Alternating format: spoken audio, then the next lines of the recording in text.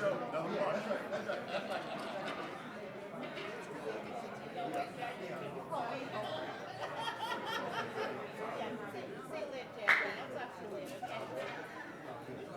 Hey, Gary Flowers, remember before, what's up, baby? You all right? Hey, Dak. Sir, doing well?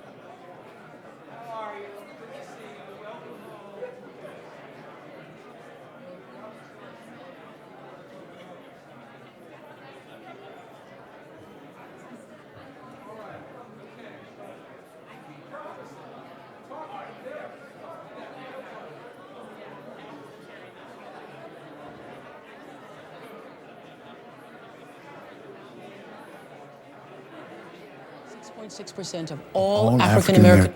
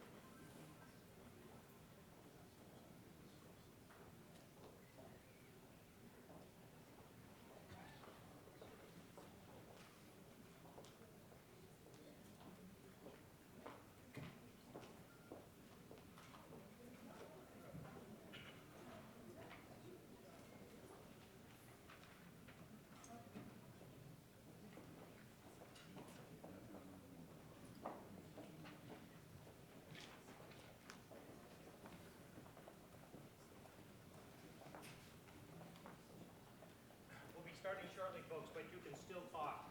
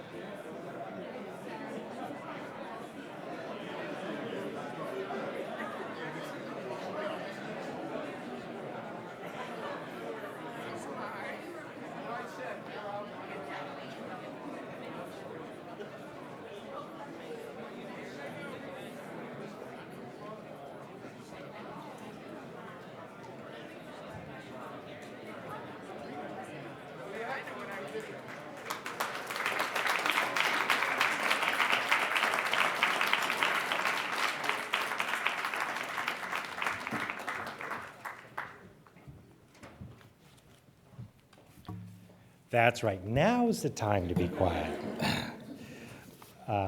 Thank you all for being here. My name is David Elwood. I'm the dean here at the Harvard Kennedy School, and welcome to the... yeah, thanks.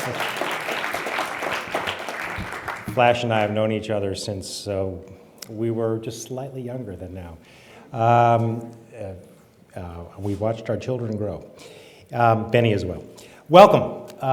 It's enormously great pleasure to have you all here, and it's particularly wonderful to be a part of this Black Policy Conference.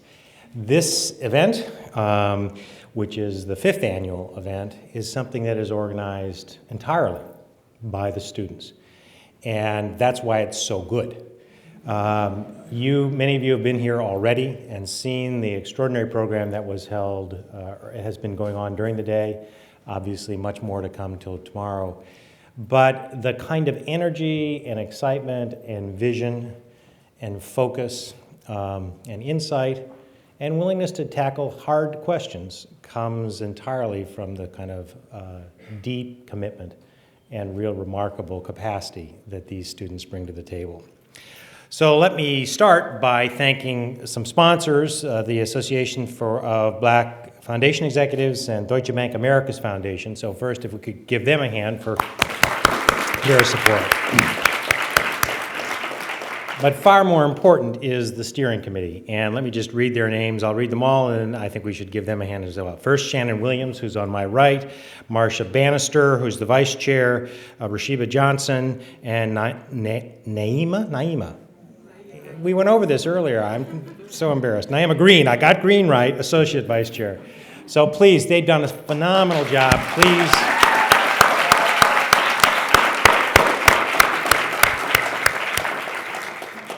So as you know, the mission of the conference is kind of twofold.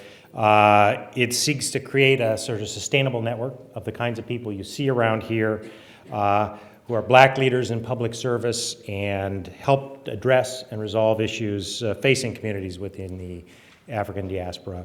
But it's also to really ensure a real dialogue on the policy issues themselves and to continue to advance the ideas, the research, the solutions, and the people that are so fundamental to it.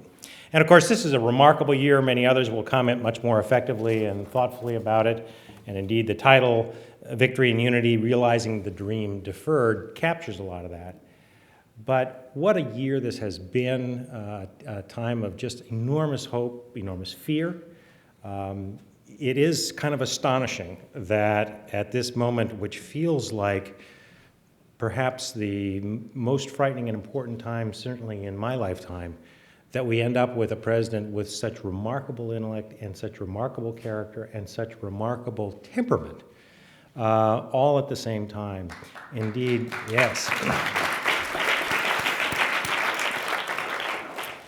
You do wish, it's certainly an opportunity for true greatness, but you do wish there were maybe a few less problems that one had to deal with. But it also, though, illustrates why dealing with issues of this sort is so much about greatness. Our speaker tonight is about that, but imagine if we'd had to choose from among some of the other candidates. I mean, this man who 50 years ago, indeed, 10 years ago, nobody thought, okay, that's a smart guy, interesting guy, whatever, couldn't happen, not in America, is there. And we are all, hopefully, the better for it. And so it is exciting and important. At the same time, as you all know, and certainly I have spent much of my life dealing with poverty and social policy and welfare, it hasn't made the challenges go away. It's given us hope that someone will confront the challenges. And the challenges, particularly among the black community, but well beyond, and all the different crises one faces. And so it remains on us to help this president succeed.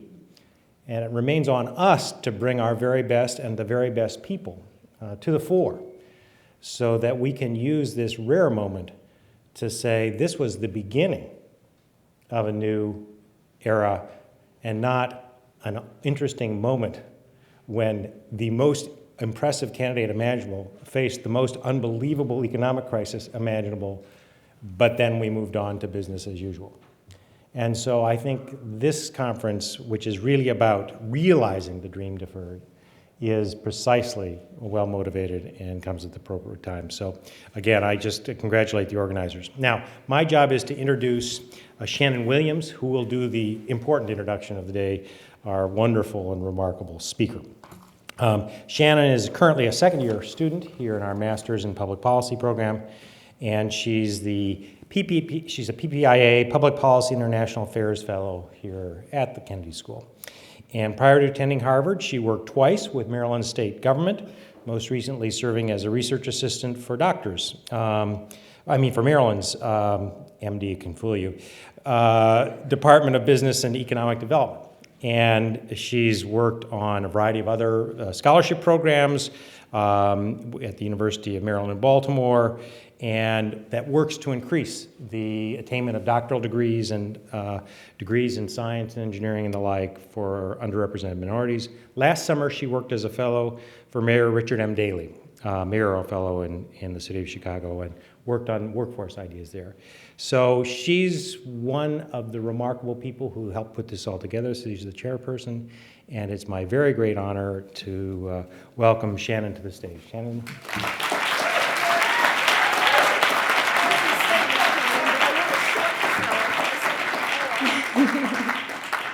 Okay. Good evening, everyone. First of all, I just want to thank everyone for coming to the 5th Annual Black Policy Conference entitled Victory and Unity, Realizing the Dream Deferred. Last year, Marcia and I, the vice chair, had a vision of making it bigger and better, but we truly never could have imagined that we would attract such amazing practitioners, policymakers, elected officials, and top students throughout the country.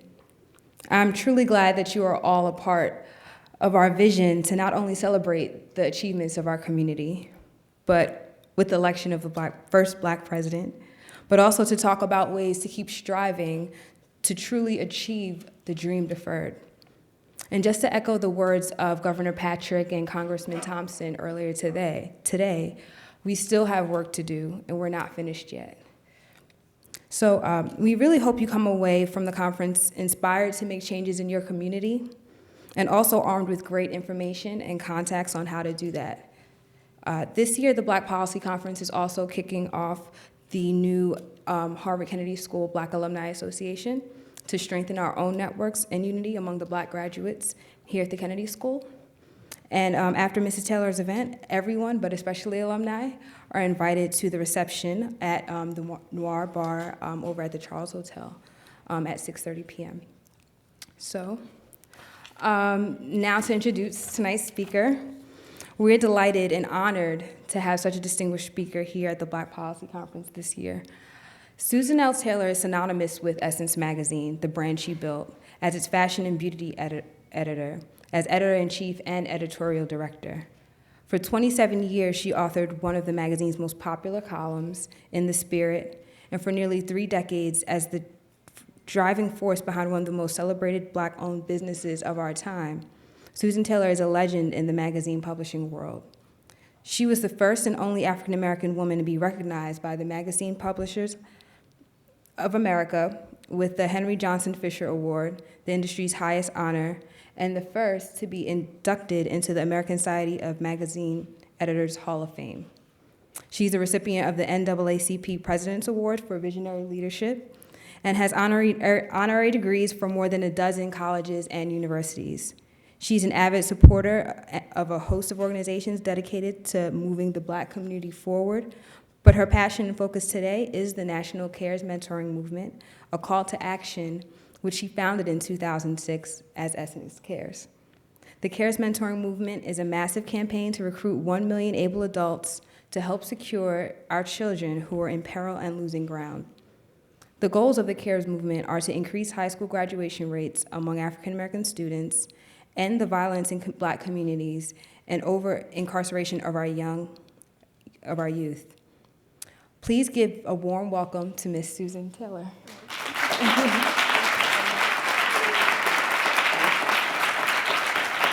Oh, please don't stand. It's gonna make me nervous. Yeah. I actually wanted to come out and greet you all first. I'm not gonna say you wouldn't let me be. I'm only kidding. It's really a joy to be here. I was so looking forward to coming, but I'm not going to say a word before meeting Nicole Campbell. Where is Nicole? Nicole, visionary, bold leadership. So what is needed today and missing, in so many quarters. So I hope that I have an opportunity to really share with you and speak with you and listen to you when I'm finished.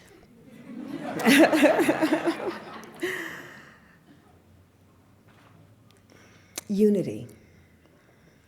Unity, victory. There is no victory in Black America without unity. And in thinking about the theme of the conference, I was just reminded of how long it's been since we as a community, since African Americans really linked arms and aims and stood strongly and consistently around something that we believed fully in and put all the pieces in place and dedicated our hearts and minds, our time, our energy, our efforts to it, to sustain it. You know, I think about the Montgomery Bus Boycott and how black folks walked for 384 days to break the back of the segregated laws, the laws of segregation in Montgomery. I think about Randall Robinson's work and how he brought alive to us the work of Toussaint Louverture and Dessalines. His newest book, Haiti, An Unbroken Agony, is one of my favorites. And in the beginning of that book, in the very first pages, he talks about how Dessalines and Toussaint were not ideological, brothers, and how they differed. He said, but for the good of the community and for the benefit of those who were enslaved, every black person on the island, that both of them retired their individual perspectives and tried to find common ground so that they could work together to free the sisters and brothers. And I think about what happened there in the late 1700s. When you think about the fiercest army on the planet during that time was certainly Napoleon's army. And you can imagine the arms and the equipment and all the strategists and everything that they had backing them up as they headed toward what was then Hispaniola. I think about how Randall just laid out for us what happened. He said that that battle took place over 12, 13 years. They sustained that struggle. He recounts in the introduction of the book the words of a Frenchman who kept a diary and wrote about his experience at battle. He said, you should have seen them. Every time we would mow down a column of them, another column of men, fierce, strong, looking us directly in the eye, knowing that they would meet their death, but still they kept coming.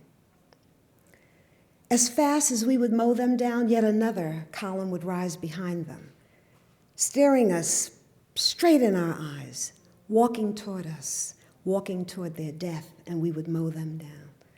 And they just kept coming and coming and coming. And he said, you would have had to have been there. You would have had to have witnessed that to believe what I saw. It was an amazing thing. And we know the history. But when we read about Haiti, we never read about the triumph. We only read about the tragedy. We only read that Haiti is the poorest nation in the Western Hemisphere, always. But when you think about what Toussaint Louverture and Dessalines did, backed up by the men and women who kept them moving forward, that they beat Napoleon's army, the armies that were sent to back up the French army, the Spanish, and the British armies, that they sent 3 armies humiliated back to Europe and raised the flag, raised the Haitian flag on January 1st, 1804. Amazing. And they didn't have any of the supports that we just take for granted. I think about Marcus Garvey, who's my hero. Marcus Garvey, who didn't have the things that I've organized the National Cares Mentoring Movement with. We're now in 54 cities, and with my BlackBerry, I can run the world. I know that. I just put everybody in there and put the city where it says company. I can call up Atlanta, I can call up Memphis, I can call up San Francisco, everybody, just like that. And I think about Marcus Garvey, who I'm not sure he graduated from high school. I don't think he did. Who left Jamaica, went to Panama, came to Harlem, linked up the black world with a hand-turned mimeograph machine and a little brownstone in Harlem. Amazing, just amazing. And then I think about us today, and I'm not mad at us, and I'm not frustrated, but I'll tell you, the pain in Black America is what catapulted me out of Essence. Those of you who know my work know that I write about spirituality for one reason. I've written 4 books. But when I write about spirituality, it's not so that we can come to know the Holy Spirit in us by whatever name we may call it, Allah, God, Jehovah, Yahweh, the divine intelligence that's breathing as us. I don't write about that so that we can come to know our power and then sit high atop a mountain in lotus position. I write about the innate power we all have so that we will use it, so that we will jump into the fray and do the critical work. And so basically, the Essence Music Festival, I don't know how many of you have been there, when we started the Essence Music Festival some 15 years ago, and our then publisher, Ed Lewis, came to his partner, Clarence Smith, and me, and said that George Wein, who was the major festival producer, had this idea of a black festival. He asked if we thought it was a good idea, and we agreed, oh yeah, this is the thing to do. But then I said, we can't go into New Orleans. We can't go into the second poorest state in the nation and not give something away to the people who don't have money to buy a ticket. And that's how we gave birth to the empowerment seminars. And we produced them that first year for 500 people, and 1,000 showed up. And then the next year for about 1,500 and 2,000. And finally, at about 5,000, we had to put a cap on it because it was costing the company so much money. But we brought all the speakers and healers and teachers and many of the people who have come right here to speak at this forum. And basically what we were doing was speaking life into the community, speaking life and hope and encouragement, inspiration into our hearts.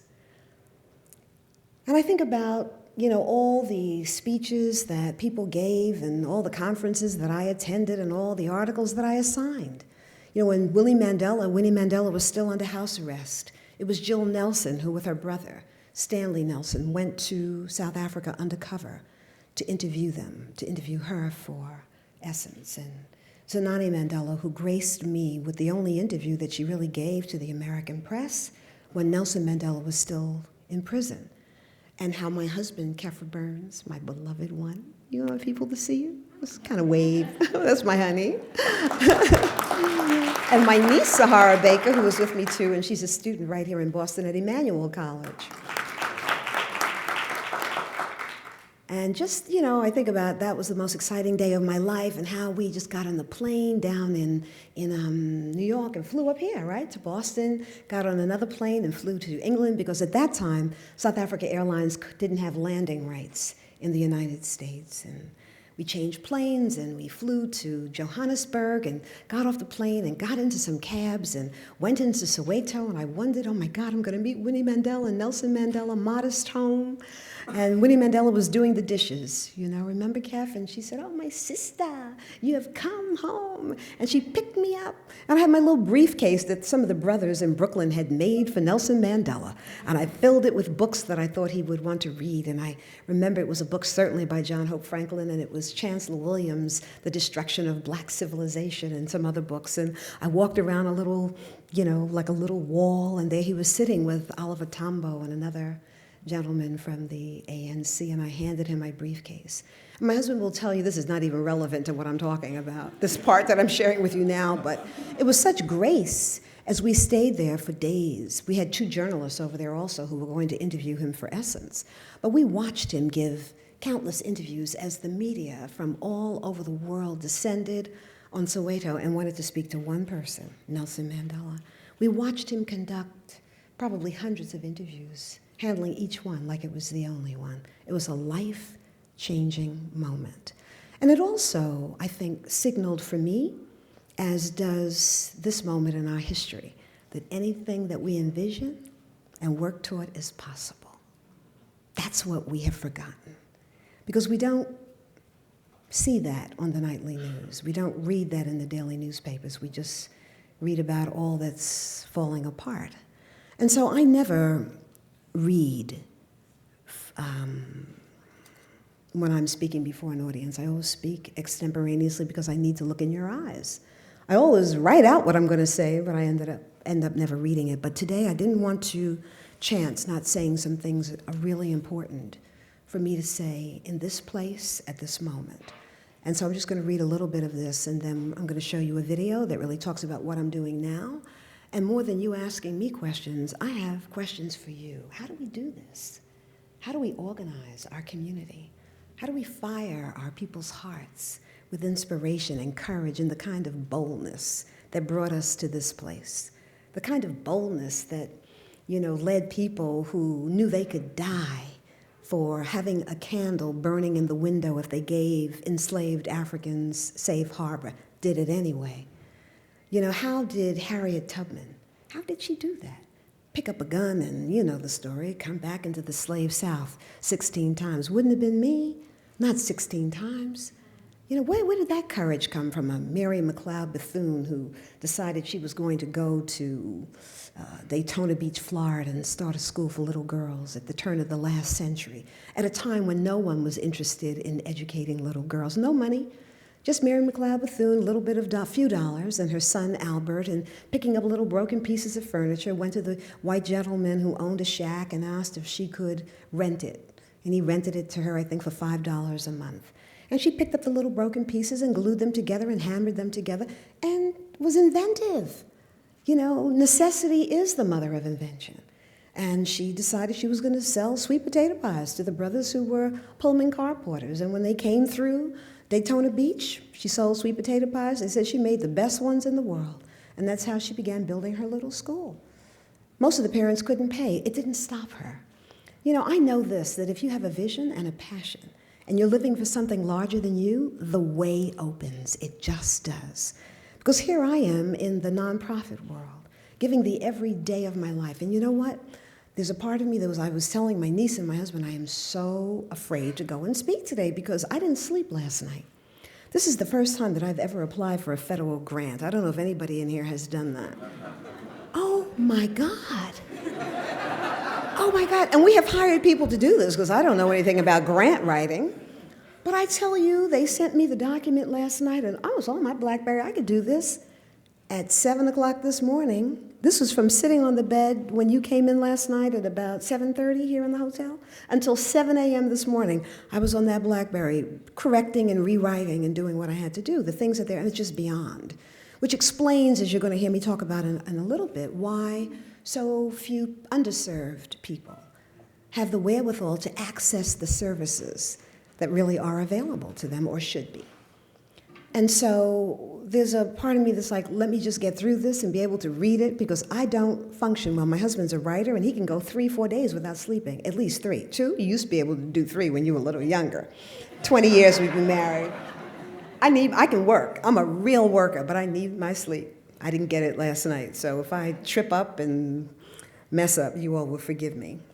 But what I do want to say is this, that it's a special blessing to have the gifts of human intelligence and free will, to have the power to think and move and create, to have the ability to dream a world and then shape it.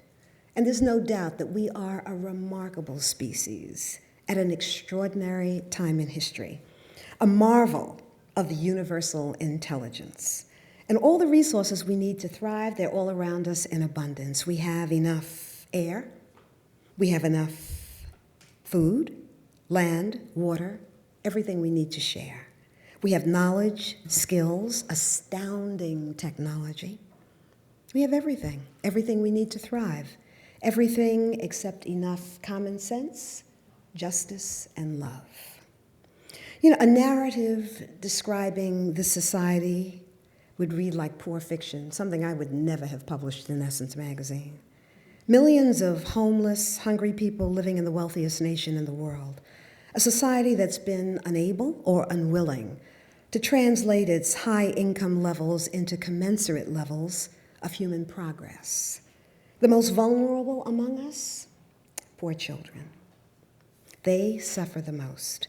Now, surely the government has a major responsibility, there's no doubt about that, but so do we the people. Today's African Americans are the most highly educated and privileged Black folks on this earth. We're not clueless, we're not unable, and we're not incapable. So, I'm no longer pointing the finger at the White House because that's what I have done, Gary, for so long. I'm not pointing the finger at politicians. I'm not pointing the finger at policymakers. I am looking in the mirror. That's what I'm doing. I'm looking at me and I'm looking at you. And I'm asking you this, how do we organize our communities encourage Black people to assume our power and use it to make politicians, the business sector, civic groups, philanthropic organizations, the media do the right thing, support public policies that invest in human development?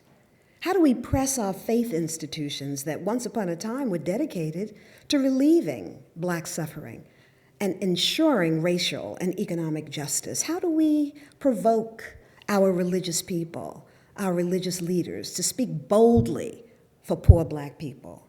How do we push pastors to preach loudly from their pulpits and outside the walls of the church and in the halls of power about our critical social issues and the dream-crushing pain poor children are in? And to speak with moral authority on the widening gulf between poor Black people and middle-class Black people, and the obligation that we have to those who are struggling along the margins of our margins. How do we do that? The immediate challenge in our country and community right now is ensuring that the president's federal budget is signed into law. It passed both houses, rewritten, of course, in the Senate, and now they're reconciling it. We need that to happen, and we need that to be put in place. It's a beginning. It's only a beginning. Barack Obama is not going to save Black America.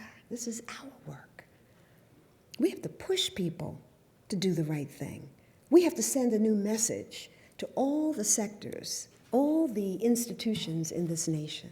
And we can do it without tearing anything down or burning anything up. You're going to respect Black people. You're going to respect our dollars. You're going to respect our wishes. And we're not going to tolerate having our children in schools without books, because this is the reality in all of our communities, all of our underserved communities from coast to coast.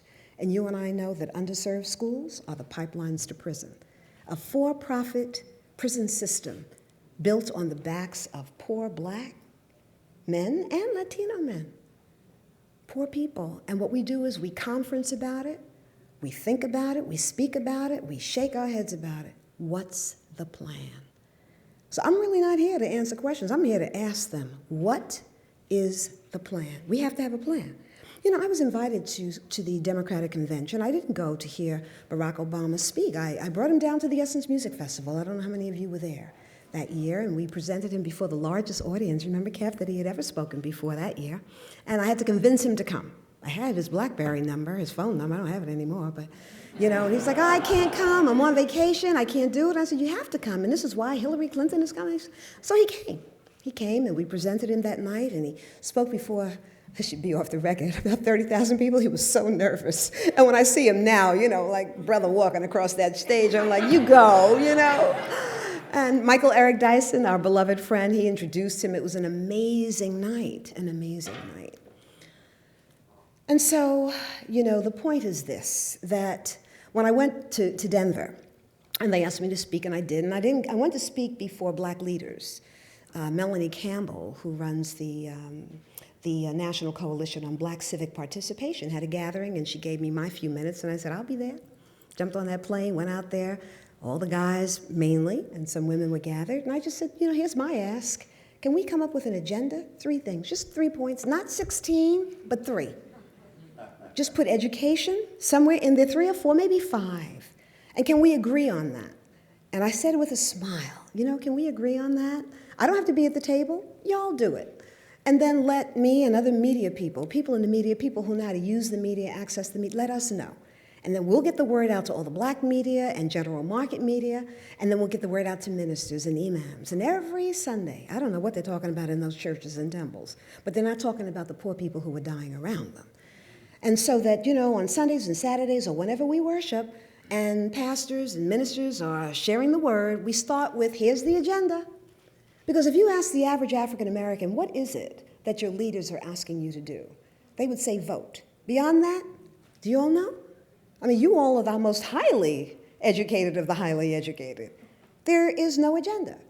And what I learned was that during the campaigns, certainly white women were organized. The gay community was organized. Asians were organized. Latinos were organized. Native Americans had their agenda, all of them. And they were presenting those issues and their agendas to the candidates who were still running long before It was determined who was going to win.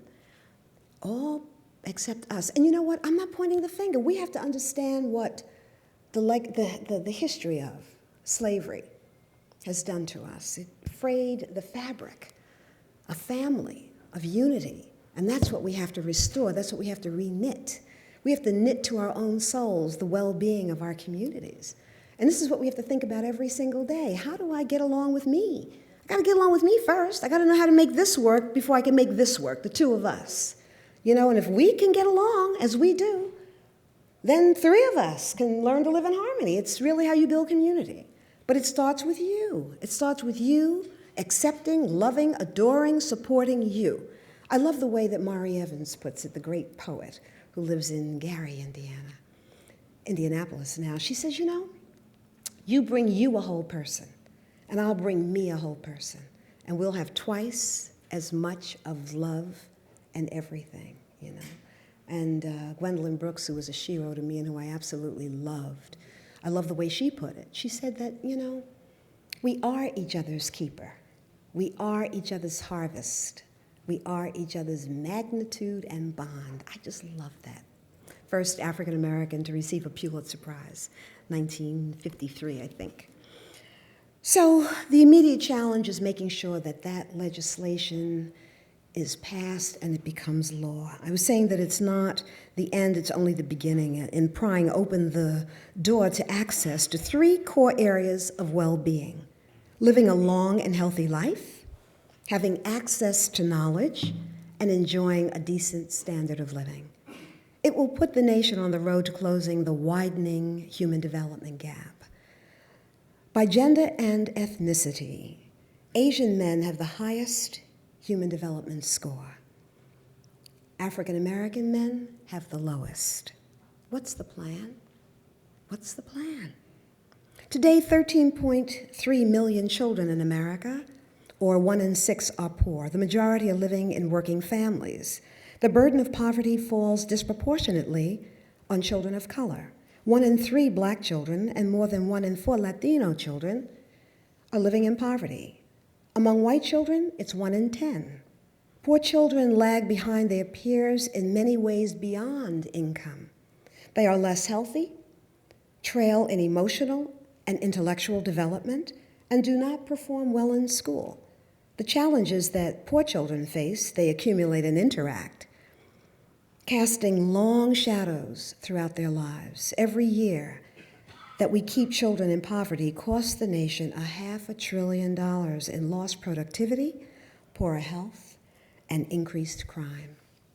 We can and must end poverty through investments in high-quality education for every child, livable wages for families, income supplements like the earned income and child tax credits, job training and job creation and work supports, such as childcare and health coverage. We can ensure that every child and pregnant woman has access to affordable, seamless, comprehensive health care, including mental health coverage, critical, and those services.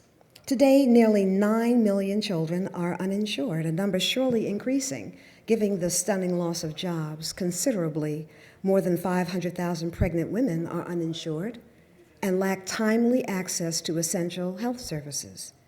People who are uninsured, they live sicker and they die sooner.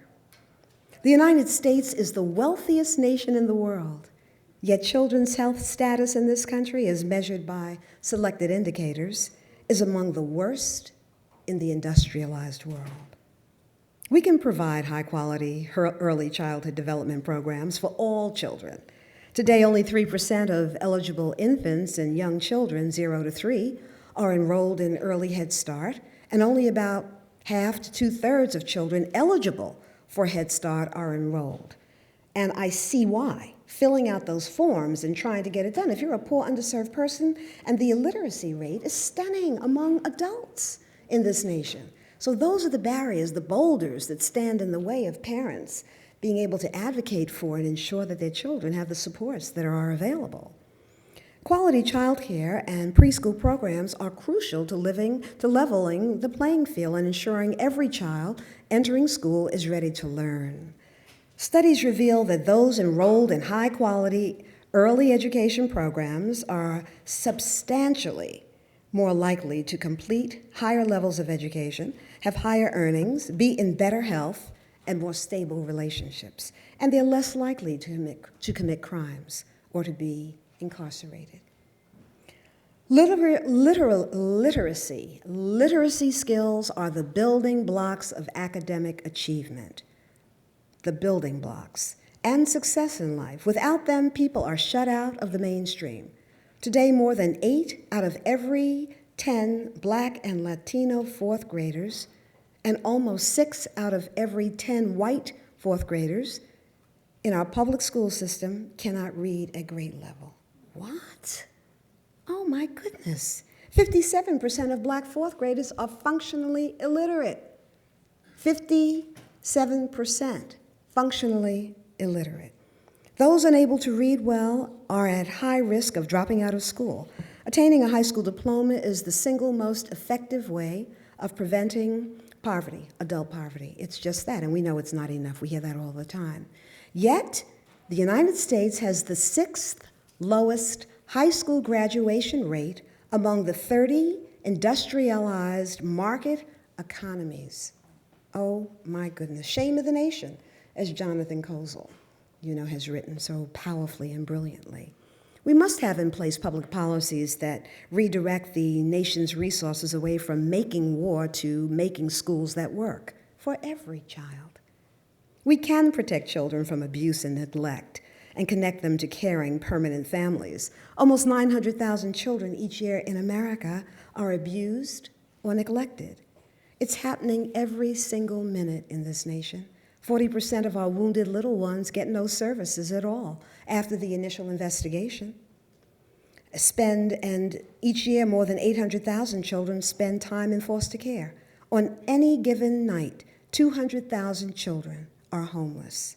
Children are 1 in every 4 of the homeless population. The annual total direct and indirect costs of child maltreatment are estimated to be at nearly $104 billion. Children left without no permanent family, connections, or a connection with caring adults have no one to whom they can turn for social, emotional, financial, or spiritual support. And they face numerous barriers as they struggle to become self-sufficient adults. We can and we must expand prevention and specialized treatment services for children and their stressed out, crazy parents. Healing is possible. I mean, you become a parent without any notion of how to parent a child. And I tell you, I was a parent, I was 23 and I had been married for 3 years before. And I was totally overwhelmed. I became a single parent when my daughter was 6 weeks old. And I understand child abuse. I absolutely do. The frustration that you feel when you don't know that you can keep a roof over your head and that you're going to be able to feed your family and all the competing pressures that we have in our lives as even in dual parents' households, especially now that the economy is crashing. And we can see what is happening now with the uptick in child abuse. It's really stunning. But what's the plan? We need to be teaching how to be a parent, whether you become a biological parent or not, in grammar school. This is what means when the baby cries. This is how you handle your frustration and your stress. Just somebody who I thought was wise the other day told me how he was beating his niece. This is a person who is well-known and highly educated, and this is a 13-year-old who's living with him because her parents aren't able to take care of her. Her heart is broken. Get her some therapy if she's acting out. You can't beat her into good behavior. It doesn't work. My parents, that was another story. I'm glad I got my licks. I needed them back then, I'll just tell you that. But today we're enlightened. My parents didn't know. If they had told me they loved me, come here, Susan, come on, we love you. We just want to understand you. I would have corrected my behavior without those lashes. And so let me just finish up here. A primary issue for the Black community, and surely for what I'm going to show you, the National Cares Mentoring Movement, I'm going to show you the video, is that we use our power to stop the criminalization of Black children at increasingly younger ages and invest in prevention and early intervention. A Black boy born in 2001 has a 1 in 3 chance of going to prison in his lifetime. For our Latino brothers, it's a 1 in 6 chance. For our white brothers, it's a 1 in 17 chance. In 2003, almost 15,000 girls were incarcerated, representing 1 in 7 juveniles in residential treatment. Violence among girls is spiraling upward. There's a whole piece on that I'd love to discuss at some point. So the United States, we spend about 3 times as much money per prisoner as per public school pupil. Make sense to you? I mean, makes no sense unless we organize and focus our collective efforts on early intervention and prevention rather than punishment. We are robbing thousands of youngsters each year of their futures. We're robbing ourselves of our future. The young people who've been demonized are the mothers and fathers of our tomorrows. You know, we're robbing the country of vital human resources. We will reduce detention and incarceration by increasing investment in education. And so what I want to do now is just play a video for you that shows what I'm doing and why I'm doing it, and then I'll speak a little bit more, and then I guess we're going to open for questions, and then maybe I'll have a chance. I really want to ask them, but I'm here also to answer them. So we can roll the video. Okay, these are the facts. One-third of all black children are living in poverty. Living in poverty. These are the facts. These are the facts. 6.6% of all African-American births are to mothers under the age of 18.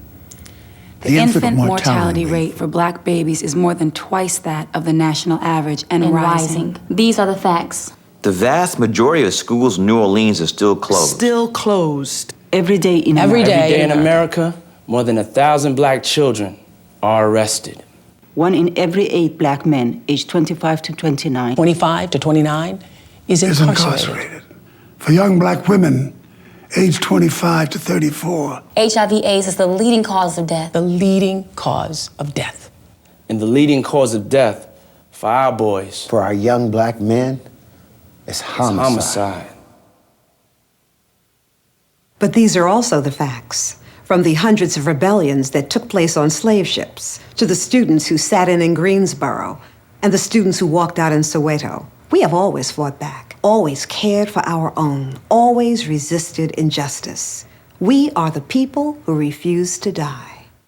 Today, the urgent need is to reverse the deadly trends destroying the lives of so many of our young people. We believe we all have a responsibility to answer our children's cry for help.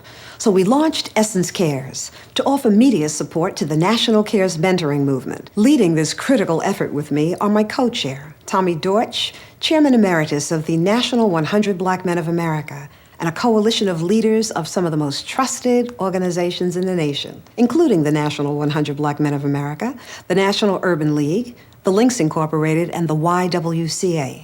These organizations are in the vanguard. Others are committed as well. This is what this critical call to commitment is asking of you, that you become a mentor. Put a guiding hand on a vulnerable young person's shoulder, or join with friends and mentor a group of at-risk youngsters. Work with the National Cares Mentoring Movement on recruiting mentors for the children that are struggling in your area. Help build and sustain this crucial effort by making a donation to the National Cares Mentoring Movement. No amount is too small. You can mentor. You can mentor one of the 2.4 million children. 2.4 million. Almost 2.5 million children. Who has a parent in prison. You can get five friends. 5 friends to register. To register and vote. Failing schools, the carnage in our communities, celebration of thug life, the over-incarceration and relentless demonization of black males, the demeaning of black women. No, not on our watch. You can demand your church. You can demand your church. You can demand your church be open for children after school and on Saturdays. In order to teach our kids an accurate account of their history. That our churches can create the communities our children are longing for. Won't you join in and help recruit the people you work and worship with and your family and friends as mentors? We've lived through harder and harsher times than these. Like then, the most revolutionary thing we can do right now is to love one another. Help to secure the most vulnerable among us, our children, our beloved children. So I'm in. I'm in. I'm in. I'm in. I'm in. I'm in. I'm in. I'm in. I'm in. I'm in. Are you? Big Brothers Big Sisters of America, Alpha Phi Alpha, the National Institute for Literacy, Girl Scouts USA, Mad Dads, National CASA, Operation Hope, the Children's Defense Fund, United Negro College Fund, Omega Psi Phi, National Coalition on Black Civic Participation, National Black College Alumni Hall of Fame Foundation, U.S. Dream Academy, National Council of Negro Women, Sigma Pi Phi, National Black MBA Association, National Coalition of 100 Black Women, 21st Century Foundation, Mentoring USA, National Organization of Concerned Black Men, the National Mentoring Partnership, the National CARES Mentoring Movement. Log on to caresmentoring.com, enter your zip code, and get connected to a mentoring organization or join a CARES circle in your community. It's that simple. That's it. You go to the website, caresmentoring.com, you enter your zip code, and a menu of mentoring opportunities is a database of 5,000 vetted mentoring organizations. We are not a mentoring organization, we are the connector. Because when the call goes out for mentors, the first respondents are white women. The second are white men. Third, Black women, and then Black men. And our children need mentors in reverse order. And so our campaign is just to fill the pipelines of all the mentoring organizations with caring, loving, committed African Americans. We don't have time to fool around. You know, my husband says this, get up, it's a work day. It's a work day. And so what we have to do is take some stuff off of our overflowing platters. It's not that Black people don't care, we care deeply. But we're overwhelmed. Our lives are different from others, you know? We may be doing fine, but then there's Pookie and them over there who we have to, you know, and the crazy ones in our family, and we're taking care of this one and that one and the other one. I mean, my husband and I are paying 3 people's mortgages and trying to help other people, and we always have that. But what we have to do is maybe like, can we turn off the TV? You know, go to the gym. We have to be in our right minds every day. The best thing that we can do for ourselves and for our community, for our relationships, is to be fit and focused, organized and disciplined, self-loving. So we do as Marie Evans says, bring you a whole person to a whole person. And then you have a chance of building some unit that is going to be able to contribute to the family and to the community. I think this is the most important work of our time. And so yes, when I joined Essence, I was making $500 a month. Essence was a fledgling publication. We had 50,000 readers. You know, when I left January of last year, 2008, I'm doing fine if I don't shop every day. You know, I don't take a salary from the National CARES Mentoring Movement. And my husband and I live really, really well. We live fine. And I say that I owe the rest of my life to my community. I don't know that I'll never need a salary from the, you know, National CARES Mentoring Movement, given what's happening with the economy, but because of the generosity of Essence magazine. Essence gave me $100,000 when I left. And Oprah Winfrey just gave a tribute to my 37 years at Essence back in December and gave $1 million that night before the audience that had gathered, you know, the people we invited to pay, right, Kev? And I had only asked her for two things, be there and pay for the invitations, $1 million. Anheuser-Busch, first corporate sponsor, gave us $250,000. So I was able to hire a president and a whole staff that's down in Atlanta, and I have an assistant in New York. So what am I doing in the everyday of my lives? We have 54 circles all around the country. And those 54 leaders are volunteers in each community. And what they're doing, Little Rock is getting ready to form.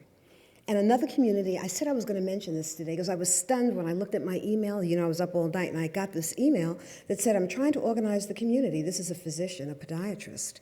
And she said, but they're asking me, a couple of people, what is in it for them? How are they going to benefit? I'm like, oh my God. I'm calling them out today when I speak. I won't mention her name, I told her, or the city. But what you give is what you get. What you give is what you get. I have to tell you that I have never been happier in my life, never. At 63, you know, when people are like, oh, you still have fire in the belly? Let me tell you what I have at 63, a younger husband and new wings.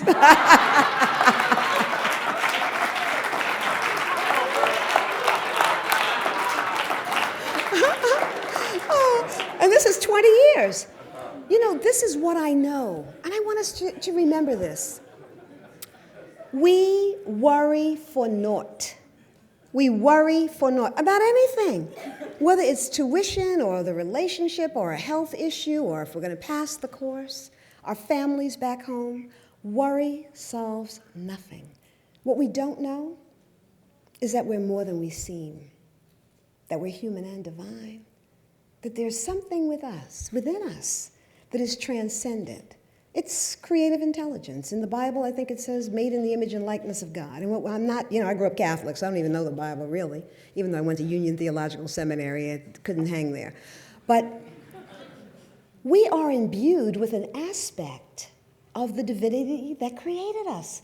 Call it creative intelligence. So what you give your mind and heart, words, and energy to is what you amplify. It's really that simple. And you can earn 3 PhDs and a whole host of masters and never know how to create peace and meaning in your life. We're all hungering for the same thing. We want peace. We want peace of mind. We want our relationships to work. We want to not have to struggle about, around money and other things. Life is going to knock you down. Even if your name is Sean Combs and Oprah Winfrey, life's going to knock you down, whether you're Bill Clinton or John Travolta. But as Rumi says, my husband and I, well, I guess you introduced me to Rumi, but this is my latest book, all about love. And the very first passage, I quote Rumi, who's a favorite poet of mine. You know Rumi's work, 13th century Sufi mystic. He says every day, he equates this being human to a guest house. And he says every day there's a new arrival. Every day there's some visitor at the door, I call it some drama at the door, getting ready to cause you to lose your mind, lose your way. That phone call, that roommate who wants to borrow your makeup, that something that's going to take you off course. Don't bar the door, Rumi says. He says throw it open widely, because even an army may come and sweep all of your possessions away. If you live in New Orleans or along the Gulf Coast, that could happen. But those are things. Here today and gone tomorrow, dust. Everything that comes your way is sent to you from beyond. And if you remember nothing else that I say today, remember this. Because what we need is a core group of people who really are going to focus on community, who are going to find a way to inspire, encourage, prod, press African Americans to organize, to get along, to not fight against one another, to not be jealous of one another, to support one another, and to do the heavy lifting that we must do for those among us who are disenfranchised. That's our work. That's what we owe, as Marion Wright Edelman says, for the space that we take up on the planet. It doesn't mean that we can't shop and have a good old time and party heartily and travel the world. We can do all those things. We're talking about tithing just a little bit of our time. And those of you who are here, I'm asking this. I'm asking this of you. I have many brochures about the National Cares Mentoring Movement. I'm not going to ask you to mentor. What I'm going to ask you to do is maybe form a public policy forum that informs us, you'll research how do we galvanize communities. That is my question for you. Everywhere 2 or more are gathered, y'all don't even have to pay me. Well, y'all should have been paying me because I don't have a paycheck anymore. But I said, wherever 2 or more are gathered, I'm going. I am going to speak life into the hearts of our people. My family will tell you that I've had 6 or 7 mentors pass through my life at Essence. My first one was a little Latino boy who I met right after incarceration. 3 of them, young women, were incarcerated when I met them. One was 12, one was 15 and 13. Today, the one who was 15, next month she's going to have more education than me. She'll have a master's degree and will be a teacher. I didn't do anything special. It wasn't like come and live with me and, oh, baby, let's go to lunch. It's like I'm in a meeting, bring your pad, bring your pen, you have questions, ask. I'm getting on a plane. Janetta Cole wants me to come down to Spelman. I'm going to speak at her graduation or wherever. Come, you want to go? Yeah, oh, I want to go there. So we got her into Bennett when Janetta was there. And then she transferred to Lincoln, graduated at the top of her class. Mentoring doesn't require much. It really doesn't. It means speaking life into, oh, baby, you can do it. You're going to get a GED, or you're going to get that high school diploma, and then you're going to learn a trade that is really going to help you to take care of yourself if you don't want to go off to a 2-year college or a 4-year college. But you can do it. Trust me, you can do it. And if you encourage people and help them to see in themselves what they don't see, they just begin to rise. So what I'm saying to you is that it's time for us to rise. And we have to really live our lives a little differently. So I'm going to ask you, maybe some of you will meet with me after. I have my brochures, and all you have to do to email me is put my name in front of the email address is www.caresmentoring.com. And I'm Taylor at caresmentoring.com. Goes right to my BlackBerry. Just put my name in front of there. And let's talk about how we can create something right here that lives on from what you gave us. How many years ago was that? 5 years ago? Oh, I thought it had been suspended for a couple of years. I'm glad to hear that it's not the truth. And that then you can keep that fire burning. What are the public policy issues? How do we inspire a community? How do we move the agenda into our communities? That is my ask of you. And so I want to say thank you so much for inviting me to be with you today. I have so enjoyed this time. Thank you.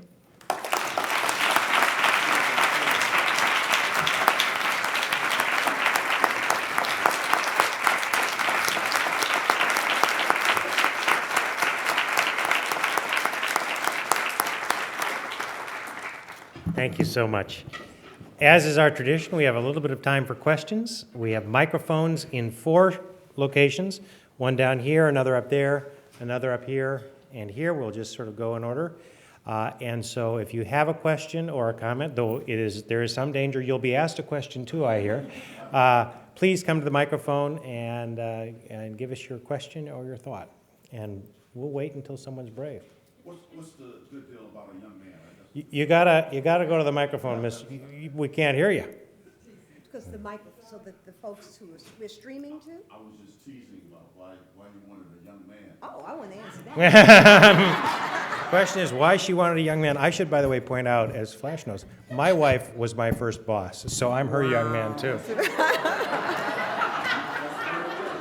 true story. Should I tell them the truth, sisters? Because the young'uns are much more fun. No, I'm only kidding. You know, I try to tell people, look beyond the accoutrement. Look beyond the shell. You know, look beyond what she looks like. You know, is she fabulous? Is this who I want to walk, into the room, on my arm with? Or do I want her on my arm? Or is this a man who has money and position and who's going to big me up? All you need is respect. I fell in love with Kefra's heart. I fell in love with his mind. The first night he took me out, my God, Kefra talked about jazz, he talked about theology, he talked about the cosmos, he talked about things that just blew me away. And I said, this brother's going to be in my life, he's going to be my friend. And I always say to folks, to women especially, don't lay where you're not adored, and we just have to put sex on the back burner and build friendships because they are sustaining. So Kefra is my friend. And when we became friends, I fell in love with him after that, So he only happens to be younger than me. He only happens to be. Any other questions? Right here. Oh, let me say our usual comments about what a good question is at the Kennedy School. First, it starts by your identifying yourself. Second, it is short and contains but one thought. And third, it ends with a question mark. So... Good evening. First of all, thank you for your remarks. My name is Alicia Thomas Morgan. I'm a state legislator in Georgia. And I'm sorry that I missed your meetings when you were in Atlanta. I wasn't able to come, but happy about the work that you're doing. I have 2 simple questions. The first one is, I guess to some may seem like a stupid question, but when you list all of the statistics, poverty and violence and all of these issues in the Black community, what was it about mentoring that you make the connection of how we can solve those issues with mentoring? That is, how could you even say that would be anything other than a very enlightened question? Mentoring doesn't cost anything. Doesn't cost a dime. And it creates miracles. Even among the most hard-pressed and disconnected young people, it can be transformative. That's why. I know that no matter how much money comes down from the federal government, no matter how states and cities focus on trying to recover a generation that we say has been lost and tries to put a safety net beneath the one that is vulnerable now, it's not enough. It's not enough. When we look, we don't even know what we lost. When I think about how black men are blamed for, and I'm not an apologist for black men, I have to say that, for not fathering well, for not taking care of their kids, for all those things that we know we hear constantly. But when we look at the history, and we look at like 1900, do you know that I think it was 90% of black children, right, Kath, were born into a two-parent household? And that if you look at what happened when the first wave of Europeans came, right around World War I, what you had was the dislocation of black men who lost their jobs as craftsmen and builders and doing all the critical work. And then you saw the rise of the prison system. And you saw families break apart as men started leaving their rural areas looking for work. You fast forward to World War II, you see this very same thing happen. Another big wave of Europeans come, and Malcolm X said it, red ants prefer red ants. So in essence, I would have to push myself to hire somebody who wasn't an African American and female, you know? And you had the very same kind of dislocation and search for jobs, rise of the prison system. And then it's Marvin Harris, the anthropologist who worked for many years at Columbia University, who documented, and I want to ask somebody here to do this research for me. He documented that in 1970, when those very punitive welfare laws were put in place that demanded that there be no male presence in the household if a family was to get a welfare check. So you had, again, men fleeing home so that their families could be taken care of.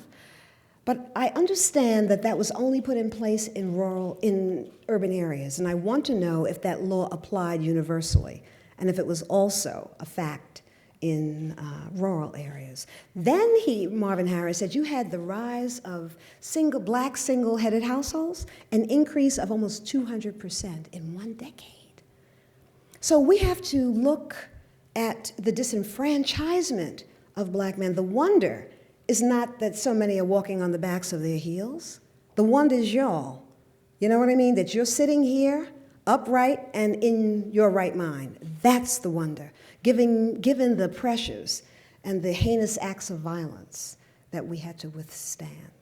So mentoring is transformative, but not only for the one who is mentored, but also for the one who does the mentoring, because it encourages and inspires you when you know that you have participated in transforming a life. It is, I should say it's an answer, it is the answer for us. And if we don't do this, if we as a community don't get engaged individually and in groups, this is what we're encouraging, not just one-to-one mentoring, but the first row, you all take the group home down the street.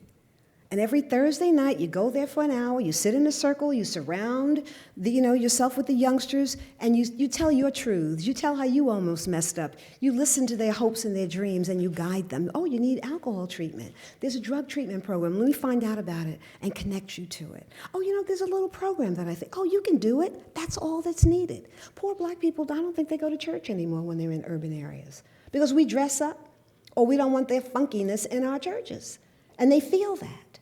So they don't have a place where they can go and renew themselves as we do in our mosques and in our churches. And so mentoring is a way of making church. And I think group mentoring is the way for us to go because middle-class black people don't really want to engage. Most of us don't want to engage with people who are felons. But in groups, we would do that. And there are a lot of folks coming out of prison every single year, a lot of African Americans coming out with felony charges who are unable to get jobs. You know what we have to do? Turn them into entrepreneurs. As my friend Michael Eric Dyson says about Father Michael Flager, who's the Catholic priest in Chicago. Many of you know of him. If you don't, Google him. He's an amazing man. He's a white priest. Michael Dyson says he's the baddest black man on the south side of Chicago. He has transformed the neighborhood, taken the folks coming out of incarceration, has a whole building where they can come and live, restore themselves, go to Bible study classes, they sign a contract, gets them job ready. Some of our people who are incarcerated 19, 20, 25, 30 years old, reading at a third grade level. We have to take the shame out of that and say, come on, baby, I'm gonna teach you how to read. You can learn how to read. The National Institute for Literacy is one of our partners. You saw them come up. The materials are there. We just need to gather them and be willing to do the work. But thank you for your question. Second question, another brief one, hopefully from me, is, and please keep giving us all of your wisdom. I find that there's a generational gap among black women, and particularly when you talk about mentorship. Many of my friends talk about how in their professional world, for me it's in politics, that the relationship between black women, younger and older, is not there. What can we do about that? bridge the gap, reach out. You know, you can do it as a younger woman. You know, very often elders, especially in the African American community, don't want to give up power because there's no place for us to go. If you look at what happens to our ex-mayors, we don't have that corporate structure that absorbs them like what happens for white mayors when they step out of office. Giuliani, it was like you had a girlfriend when you were the mayor, publicly. And now you're like a multimillionaire with this whole, you know, and that wasn't the case for David Dinkins. So I would say you have to reach across the divide. That's what we have to do. I challenge myself to love the unlovable. That's my exercise. Every relationship, where are you? Every relationship comes with a responsibility. So if there's somebody who you want to mentor you have to say, I really, nobody's going to turn you down. If you're waiting for them to come to you, you can keep waiting because a lot of elders like me, you know, people my age don't want to give up power. I left Essence and turned it over to the youngins. We trained you, here it is. I'm not needed here anymore, I'm needed in my community. So you bridge the divide. Right up here. Good evening. My name is Leroy Foster, and I'm a student here at the Kennedy School, and thank you so much for joining us here tonight. Thank you. I really appreciated what you had to say, the question you posed about the agenda that needs to be set, you know, for the community. It's something I've thought about a lot and haven't come up with much, to be honest. And I also appreciated the comment that you made about, you know, government not necessarily being the sole place where we're going to find all of these answers or even, you know, that potential agenda. But I do have a question about the role of government and something I've been debating for a little while.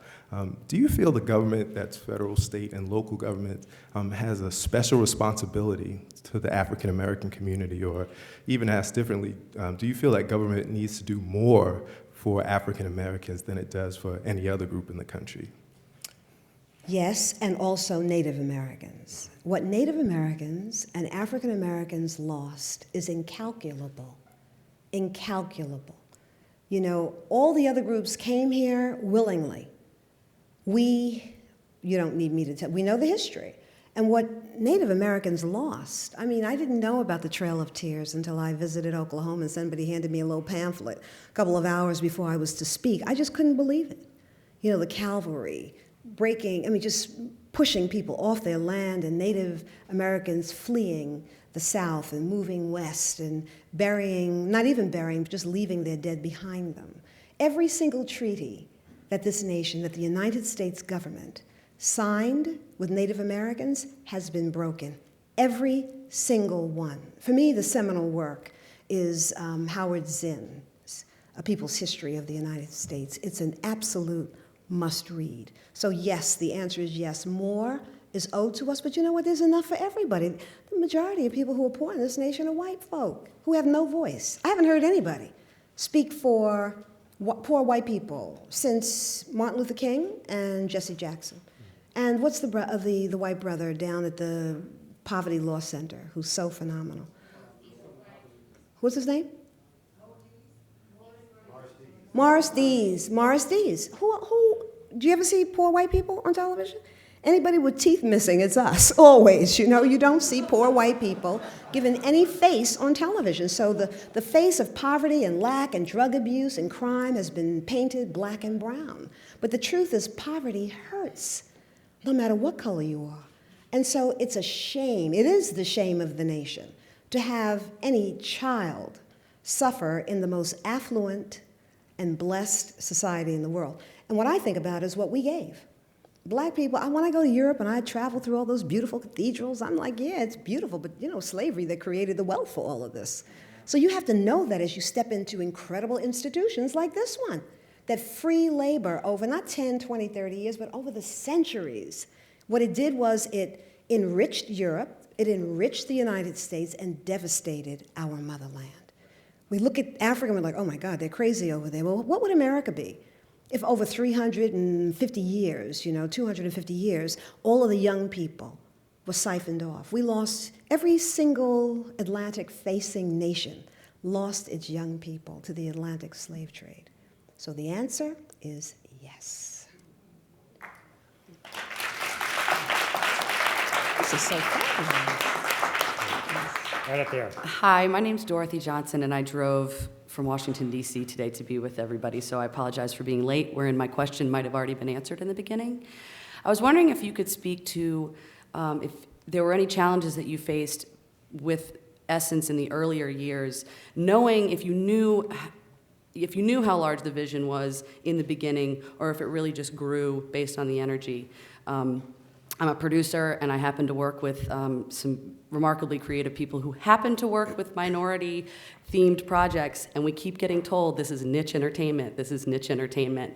And yet, the reality of so many very successful programs, publications, seems to speak to something very different, and I didn't know if you faced any of that when you first got started. Not that it was niche, but it was pure racism. I won't mention the advertiser, right? Because the advertiser eventually came to the table, but our publisher, Ed Lewis, went to see a major cosmetics manufacturer and said, oh, you know, your fragrance is #1 among African-American women. This is in the 70s. And he said, oh, we know that, but there's no way that we would advertise with you, because if we ever did, it would lose its cachet among black women, because we would be bringing it directly to them, and certainly white women would absolutely reject it. Imagine him having the gall, you know, did I say that? To look in a black man's eyes and say that. But they have come on board and realized that you can't reach the market without Essence. But you know what? We're disrespected like that because we're unconscious consumers. And so we don't even have to speak to you in order for you to buy that car. You don't even, they can even put lyrics. I heard something the other day on the radio. I was in the gym in Kefra. I was working out with my trainer who was getting ready to work out with Kefra, and they were playing a song, and then the DJ said, hey, slap the bitch. I just said, Kefra, did you hear that? I know I didn't hear that on the radio publicly. And he said, yeah, I heard that. Black folk, we should have been on the phone, shutting you down. How dare you? So we know the African-American spending power is enormous. And what we do, we are unconscious consumers. We overconsume because of our insecurity and trying to big ourselves up. We buy what we can't afford, and we just keep buying it. But the moment that we learn that every dime spent is a political decision made, we won't be seen as a niche market. If you don't advertise those sneakers, if you're not giving something to black colleges and institutions to sustain them, we're not wearing them. That's the kind of consciousness that we have to really develop. So. Hey, my name is Milano Hart, and I'm a concerned citizen and a change agent, and I live in Atlanta. You have convinced me about mentoring. I mean, you can convince probably people to buy tuna fish and say that it can do work wonders. You really have convinced me about mentoring. But I guess I'm just thinking about, as I listen to you, kind of the ideas about progress and retrenchment. And I wonder, I hear you talking about mentoring as a powerful relational practice that can have this impact. But I also hear you talking about us losing an ability to care. And I think about your title, National Cares, and that's the word that's in all caps. Mm-hmm. And I just wonder, what's your feeling or thinking about if we don't transform the values by which we look at folks, even if we mentor, will things really change? Let me say that Milano was one of the most brilliant minds I've ever met. He really is. You're a graduate of this school, aren't you? Yeah. There's a disconnection, you know? There's a disconnection between the classes. And I really think that that is what happened. I grew up in a Harlem that was unified. You know, we were all together, poor, you know, those who had a little more money, and nobody had a car. We were just there. And those of us who grew up in two-parent households were able to flee when heroin came. And what we left behind, we left single mothers with children. And if my mother didn't stay together, I would have been a wild child. Truth. If there wasn't some guardian there during the day, my mother was a stay-at-home parent. I have to go back to the ministers. I try not to be angry, because I don't believe that anger, I want words of connection and healing. But if from the pulpits all over this nation, on Saturdays and Sundays and Wednesday nights, you know, black folk, we worship every day. If ministers were saying, and we must honor our social responsibility, our spiritual responsibility to those who are struggling among us. Every religion that has survived really talks about taking care of the least among us. And we don't hear that anymore. So there's a self-centeredness. You know, my kid's okay, I can't do anymore. We don't realize that, you know, next it's you, that we're all on this boat. And if those on the bottom levels begin to signal, we see it happening now. Ooh, we see it happening now. And I believe what's happening now is really good for the country because it's a reordering. This whole system has got to change. The model is incorrect. I'm not an economist, I'm an editor. But you know that quarter over quarter, year over year profit cannot be sustained forevermore. It's an unreal model. So something has to give. And I think that the faith communities have a real responsibility. I think anyone who has the mic, anyone who has the public forum has a responsibility. And our first responsibility is to our own wellness and healing. And then it's to take care of the least among us. I don't hear that. I don't hear that enough anymore. You have time for just 2 more quick questions, and they'll both be right here. Thank you. I'm Naima Green, Associate Vice Chair of the conference. Thank you so much for being here. Thank you.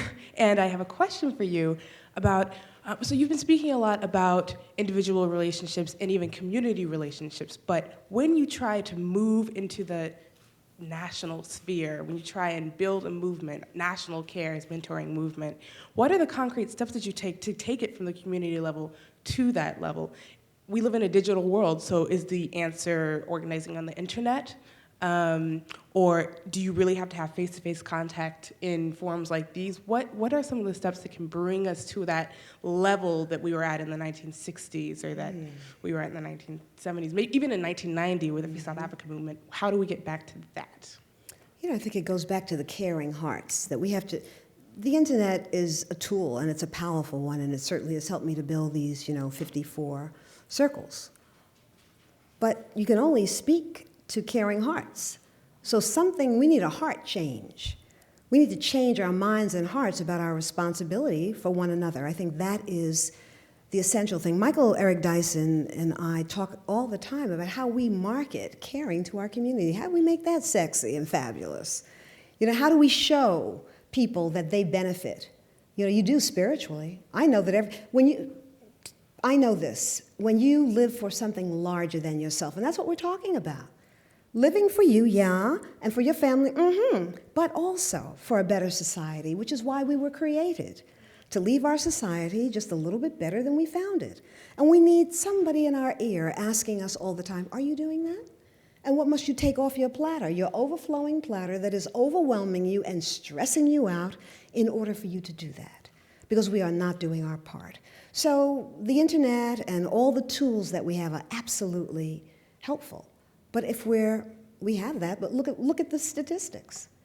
How could we have youngsters in schools without books? And we're riding right past those broken schools, right into the churches that could be supplying the books. If only the minister would say, one collection is to buy books for the church, or public policy demands that we untether monies that are dedicated to schools from property taxes. That's how public policy has to be, And what we need is to put that in people's heads, put it in their mouths, and then put it on a card so that when we're saying, are we going to vote for you? Well, these are the issues that are really important to us. 3, 4, 5 issues, period.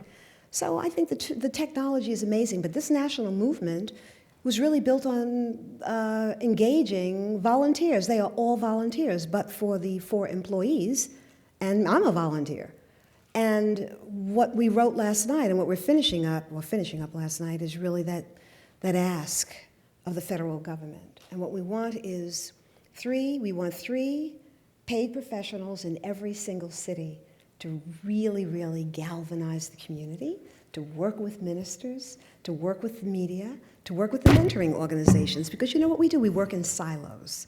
All the organizations work in silos, in competition for money. Same thing with the mentoring organizations. None of us can do this alone. We're the umbrella. We're saying, come on, we're all going to work together. We're not asking you for anything. We're here to serve you. We're filling your pipelines. Finally, what I learned from a very good friend of ours who ended up being a major civil rights leader who came out of the corporate world is that a lot of black folk don't even know how our children are suffering. They have no idea how we're suffering. What we see is the bad news on the nightly news, but we don't understand the number of young people, our children, who are poor, who are homeless, who are hungry. In the wealthiest country in the world, 30 million people go to sleep hungry every night. What? Poor fiction. But I know this, healing, correction is doable. It's necessary and it can happen. And as I began my talk, given where we are today, we have evidence of that. But you have to be bold and you have to be visionary. And you have to be really willing to stand up, speak out, do your research, and get the job done. Thank you. This will be the last question right here. Hi, good evening, Susan. Pleasure to have you here. Thank you for your wonderful words. My name is Scotland Willis, and I am running for City Councilor at large. And it's based on the premise of education, that we can educate many children from beginning to end until they get a job, not just to reduce the 7.2% dropout rate in the city of Boston. But I see that What is the dropout rate? 7.2%. 7.2% in the Boston public school system, yes. That came out this year, actually. 7%, that's, okay, that's not so stunning. That's pretty, I won't say it's good, but that's pretty low given the country. In New York City, it's 34%. And it's a lot higher for African Americans. Okay. I see our current economic situation as a great opportunity, as a level playing field, to help and create an opportunity to educate everyone across the board, because it is a living laboratory of our reality, and everybody is experiencing it in every stretch of the earth. And so it's a great opportunity to use this as a tool and mechanism to help educate our children. The gap still remains, though, in trying to figure out how to shift the thinking, the paradigm of our young children. What occurs to me and what I'm curious about CARES is how will CARES use not only the mentoring program, because that's a great start, but you touched on something that I thought was very important, and that is that these children don't understand, that the adults don't understand what's going on in these children's lives, but there is someone who understands. It's other children. And so one of the things that appeals to me as an opportunity is peer-to-peer mentoring at an age from when they're very young until they graduate, and then having lifelong friends and partners who, this kind of speaks to your question about what do we do to keep in touch. We stay in touch from the beginning. And so I think that peer-to-peer mentoring is very important, and I'd like to ask, what is it and how does CARES think about that peer-to-peer mentoring? I'm so glad that you asked that question, and it's something that's on the drawing board right now, because even though I'm promoting mentoring with the every breath of my life, it's not enough. It's not enough. And what the plan is to create forums like this all throughout the country, free to the community, where folks, and we have the trainers who will do it, and we're writing it right now with a whole host of fine minds. Naeem Akbar, you know, the black scholar and psychologist. Hakeem Madhubuti, the publisher, his wife, the educator. Sister Adelaide Sanford, the educator. Joyce King, the researcher who has studied classical black history. Our children don't know who they are. So peer-to-peer mentoring is good if the mentor is speaking life into that child. We don't need two crazy people, you know? What we have to do is really, we have to help our people understand, our children understand, that who they have been told they are not. And a quick story, and I'm gonna, no, I didn't even tell that one, but just, it's really bringing people together in these kinds of forums and having great speakers come. And what we're creating is intensive workshops. And in order to come, we're fishing for mentors, but you know what? We want healthy, whole mentors who understand how to speak to our youngsters and what they're supposed to be imparting to them.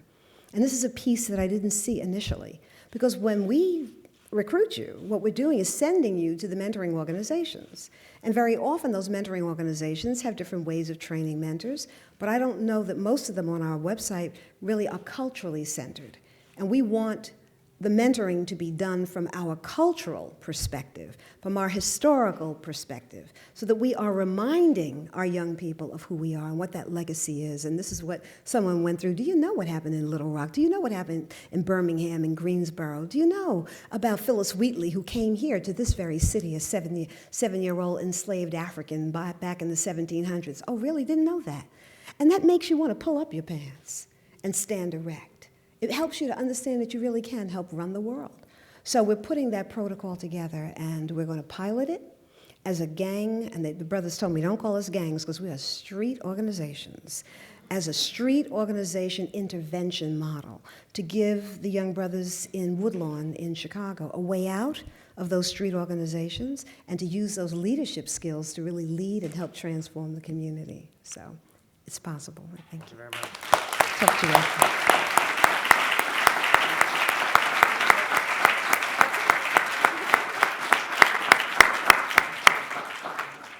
Thank you all. It's been a wonderful event. I guess off to Noir over at the Charles for reception. But again, thanks to everyone for being here, and especially thanks to the organizers, and most importantly, thanks to Taylor. Thank you very much. So I told you.